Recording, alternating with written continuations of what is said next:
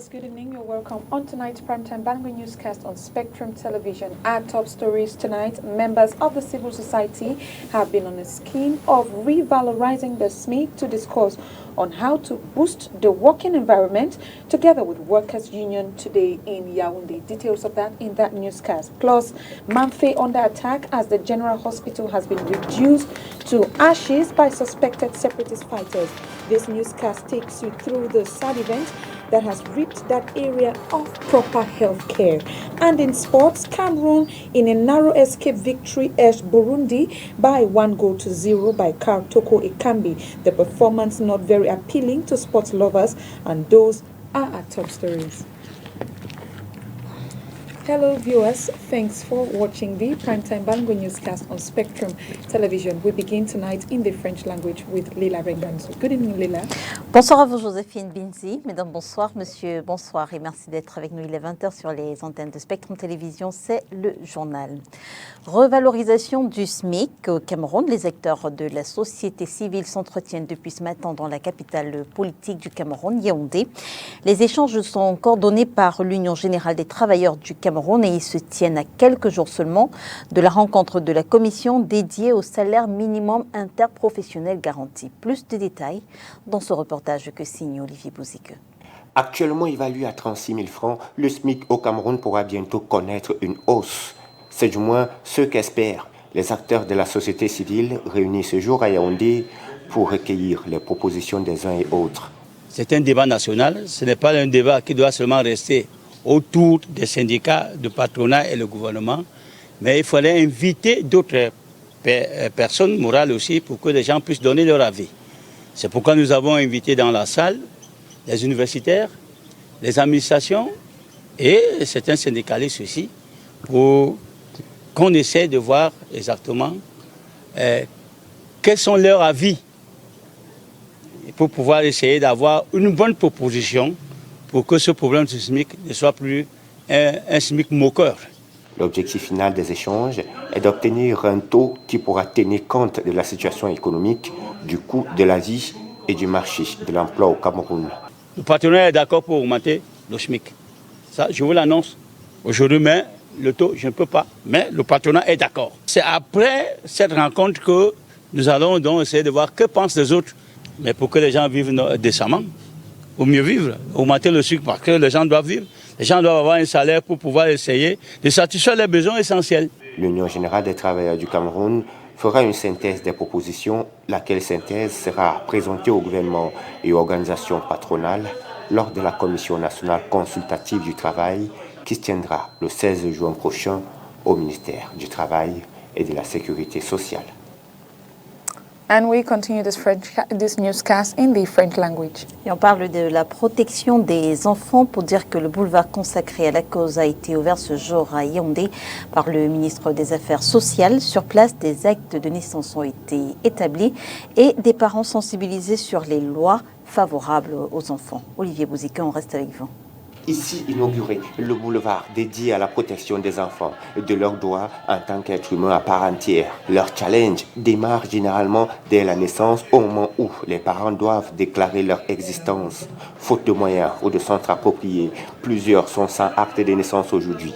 Dans certains cas, c'est juste une simple ignorance des procédures par les parents. Quand un enfant naît, le centre de santé dans lequel la maman s'est présentée, l'accouchement a eu lieu ou bien proche du lieu de l'accouchement, doit délivrer une déclaration de naissance.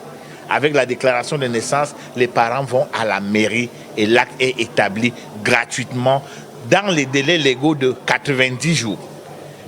Passé les 90 jours, il va falloir maintenant faire un jugement supplétif où il faudrait passer devant l'autorité judiciaire pour attester que l'enfant en question mériterait d'avoir un acte de naissance. Dans les cas où l'un des parents décline sa responsabilité, inutile de s'inquiéter. Quand on avait un problème de père inconnu, la loi de 2011 est venue annuler cette mention. Ça veut dire que si le père ne s'est pas présenté, ce n'est pas un obstacle pour l'établissement de la naissance. La place là va rester vide.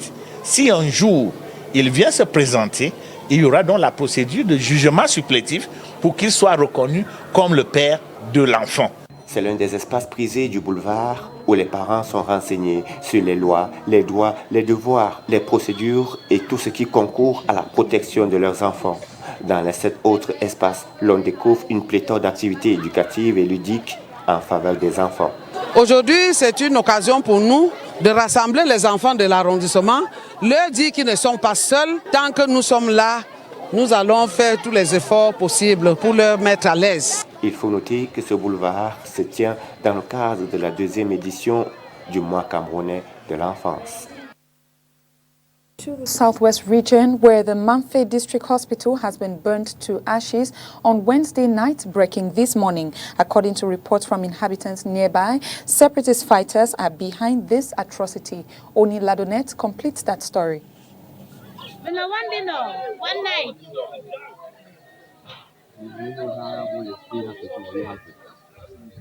This is what's left of the Mamfe District Hospital in the southwest region. Thank you. All thing down, all thing. See, the whole of yesterday night of fire, not easy. The whole hospital is down, everywhere. The only place that is safe is the canteen, hospital canteen. Everywhere. Everywhere is shut down, everywhere. Hospital is shut down. Totally down. The whole hospital. As you can see, look at. The whole hospital is shut down. Mamfe District Hospital. Everywhere is shut down. According to numerous images published on the social media, this medical facility caught fire after numerous gunshots were fired at by presumed separatist fighters.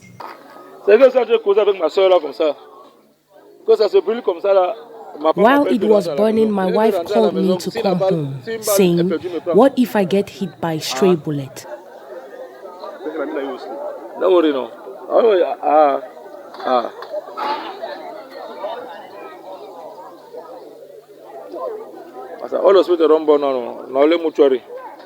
This is a third attack that has occurred in the space of 3 days in the northwest and southwest regions.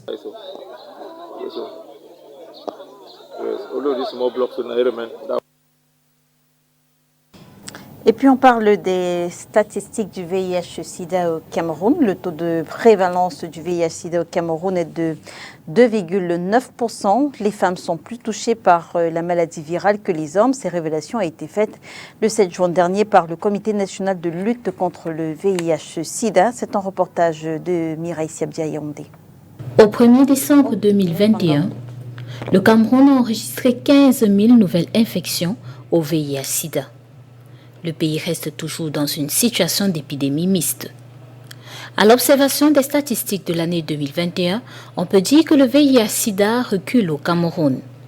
Le taux de prévalence est désormais de 2,9%. Un chiffre qui est passé de 4,3% en 2011 à 2,7% en 2018 et à 3,4% en 2019. Pour l'année 2021, les femmes sont toujours plus touchées par la pathologie que les hommes. Le taux de dépistage des femmes enceintes, quant à lui, est passé de 84% en 2019 à 95% en 2021. Cette évaluation faite par le Comité national de lutte contre le sida est présentée ce 7 juin 2022. Malgré les bons points obtenus par le Comité national de lutte contre le VIH-Sida, il faut noter que le Cameroun n'a pas atteint les objectifs 90-90-90. Ceci prévoyait qu'en 2020, que 90% des personnes vivant avec le VIH-Sida connaissent leur état sérologique, que 90% de ces personnes soient mises sous traitement et que 90% des individus mis sous traitement présentent une charge virale indétectable. Le cap est désormais fixé à l'atteinte des objectifs mondiaux de 95-95-95 en 2030. Selon le plan stratégique national 2021-2023 adopté en septembre dernier, le Cameroun veut d'ici 2023 réduire de 60% les nouvelles infections, de 70% la mortalité liée au VIH-Sida, améliorer de 50% la qualité de vie des personnes infectées et ou affectés par le VIH et augmenter de 50% la qualité de la gouvernance de la réponse nationale. Et puis lutte contre le paludisme, le Cameroun est à sa 4e campagne nationale de distribution gratuite des moustiquaires imprégnés à longue durée d'action sur l'ensemble du territoire national. Et afin de contribuer à la prévention, les communautés ont été sensibilisées et mobilisées. Mireille Siobdi cette fois. Le paludisme est fortement endémique au Cameroun, ce qui signifie que les 27 millions de Camerounais que compte le pays sont tous régulièrement exposés à la maladie. Chaque année, l'on enregistre 6 millions de cas de paludisme et les établissements de santé déplorent 4000 décès environ, dont la plupart touchent les enfants de moins de 5 ans. Cependant, tous les cas ne sont pas enregistrés. L'Organisation mondiale de la santé, OMS, estime qu'environ 11 000 personnes meurent du paludisme au Cameroun chaque année. 30% environ des visites ambulatoires dans les établissements de santé sont liées au paludisme, ce qui en fait une maladie importante dans le pays. Sur une note positive, les rapports de surveillance nationale font état d'une baisse de la part des décès imputables au paludisme, passé de 18% en 2019 à 13,5% aujourd'hui. Cette réduction de la mortalité est encourageante, en particulier pour les Camerounais les plus jeunes. Elle est motivée par 3 facteurs principaux.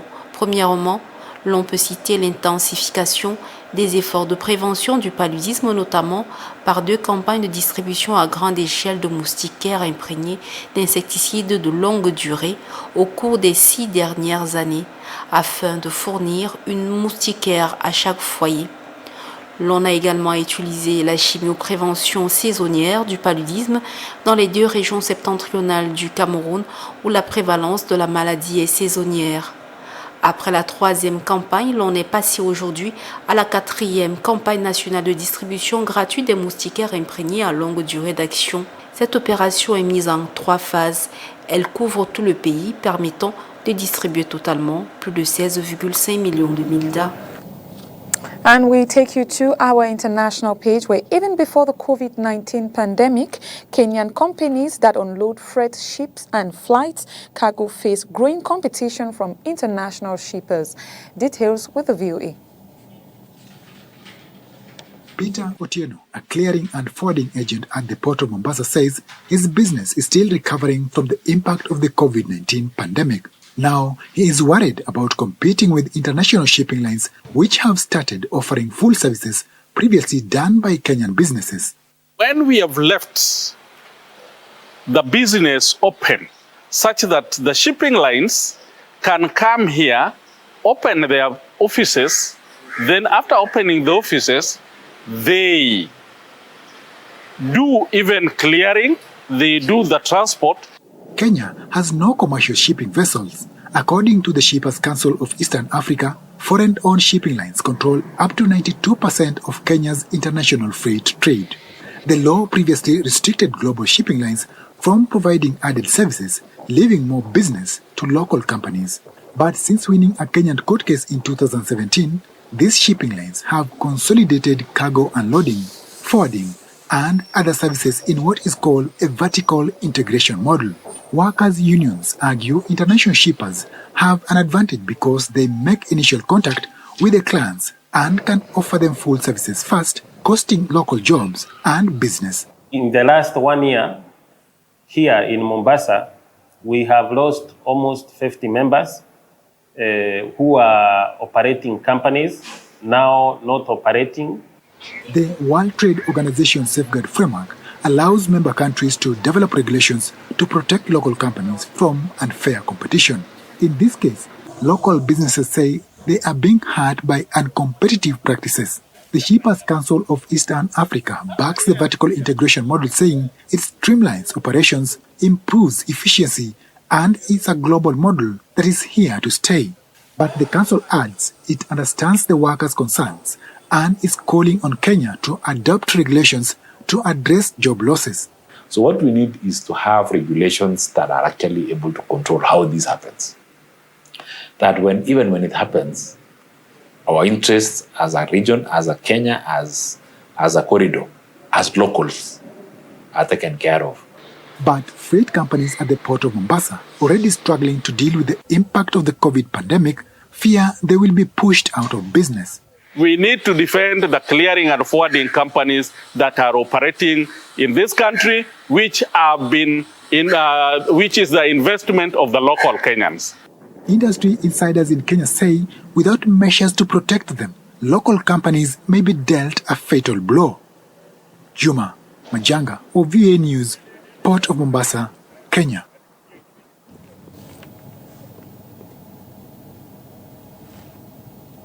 Et puis sport, football, service minimum pour les Lions indomptables du Cameroun qui affronteraient cet après-midi en Tanzanie l'équipe du Burundi. Le match compte pour la deuxième journée des éliminatoires de la Coupe d'Afrique des Nations Côte d'Ivoire 2023. L'unique but de la partie a été inscrit par Karl Toko Ekambi. Retour sur quelques temps forts de cette partie avec Makeda Litinucham. C'est par une victoire que l'équipe nationale de football du Cameroun entame sa campagne des éliminatoires de la Coupe d'Afrique des Nations Côte d'Ivoire 2023. Ce jeudi 9 juin en Tanzanie, le Burundi a été en effet battu par le Cameroun sur le score de 0-1 dans le cadre de la deuxième journée de ces éliminatoires. Les premières occasions en début de match sont pour le Cameroun, mais les différentes tentatives se soldent par des échecs. À la 30e minute cependant, le Cameroun parvient à ouvrir le score grâce à ce coup franc brillamment exécuté par Karl Toko Ekambi qui ne laisse aucune chance au portier burundais. Vincent Aboubakar et ses coéquipiers qui obtiennent un coup franc ici et ce sera le but, l'unique de la partie, une signature de Karl Toko Ekambi qui fait vibrer donc les filets pour le 1-0, balle bien difficile, le côté fermé où se trouvait positionnée la barrière de Jonathan Maïma. 1-0 en faveur du Cameroun, c'est le score à la pause. De retour des vestiaires, les Lions indomptables multiplient des actions offensives, à l'instar de ce centre de Mouminga Maleu, repris de la tête par Vincent Aboubakar, mais le ballon n'est pas cadré. Le Burundi essaie de revenir au score, mais ses actions sont sans danger pour le gardien camerounais André Onana, comme sur cette action, ou encore sur cette autre tentative. Au coup de sifflet final, rien n'a changé au marquoir. Le Cameroun remporte la partie par 1-0. À la première comme à la deuxième mi-temps, les Lions indomptables ont été plus forts que les Hirondelles. Victoire du Cameroun en déplacement à Dar es Salaam. Sports analysts have frowned at that performance of the Indomitable Lions today against Burundi, blaming it on overconfidence. Oni Ladonet tells us more. Despite picking all 3 points in Tanzania against the Swallows of Burundi, the Indomitable Lions were not convincing with their style of play. Expected Cameroon to have a better performance, but they didn't do it. Players who went so strong themselves into the game, and we paid the price of having expected performances. Through the 3 points in the back, that we expected Cameroon to do better than what they did today. You know, the balls from the defense line to the attack line, we didn't really see the transitions. They come back, especially of Zambo Anguissa and Nicolas Mouminga. We ought to have done better than what we did today against a little but unknown side Burundi. With just Toko Ekambi being on the score sheet despite the dozens of opportunities created, sports pundits are of the opinion that Rigobert Song will have to correct their errors in their next game. The Lions, they did not create that much chances at scoring, but for a few that were created by Vincent Aboubakar, unfortunately, were unable to finish. And if not for the goal of Karl Toko Ekambi, then it might have ended up in a virgin all tie. But I think Coach Rigobert Song has seen the essential as far as this game is concerned and will condemn in the next game against Namibia. A good point to take away from the game apart from the win is a replacement of Ngado Gadri by Lens defender Christopher Wu. Well, Christopher Wu coming in for Michael Gadri, it's not just about this game. Many of those pundits across the board who think that Wu is the next of kin for Michael Gadri. So I wasn't surprised today that Coach Rigobert Song decided to pull out Gade, who was in difficulties, and bring in Christophe Wu. I think that he's learning gradually and coming on as a substitute in such a way that he has less pressure and he can learn his trade as a defensive partner for Jean-Charles Castellotto, who plays in France like him, gradually, you know. Namibia will be the Indomitable Lions' next opponent. That's how we saw it on tonight's Primetime Balangui Newscast. Thanks for watching. Good night and good night to you, Lila. Bonsoir à vous, Joséphine Binzi. Mesdames, Messieurs, merci de nous avoir suivis.